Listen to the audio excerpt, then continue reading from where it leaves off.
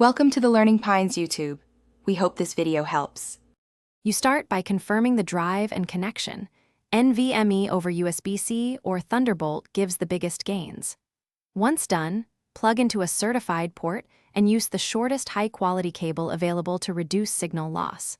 Make sure your computer's power profile is set to performance so the controller doesn't downclock. This prevents throttling.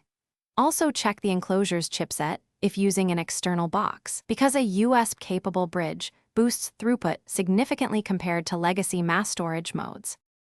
Now you optimize file system and drivers. Update the SSD firmware and the enclosure firmware if available, and install drivers that enable USB or native NVMe pass-through. Once updated, format the drive for your platform. Choose exFAT for cross-platform, apps for Mac OS, or NTFS with a 64K allocation unit for large file efficiency. You should also disable real-time antivirus scanning for big copy jobs to avoid CPU and I/O stalls. Finally, perform a short benchmark to verify improvements.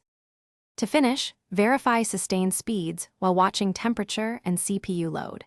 External SSDs throttle when the controller hits high temperatures, so move the drive to better airflow or use a ventilated enclosure if you see over 50 degrees Celsius. If you still face slowdowns, break big transfers into smaller chunks to reduce continuous heat and buffer exhaustion.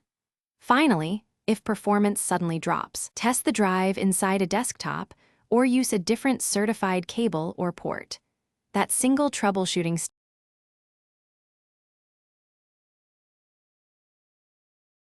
Thanks for watching. Consider subscribing if we helped you.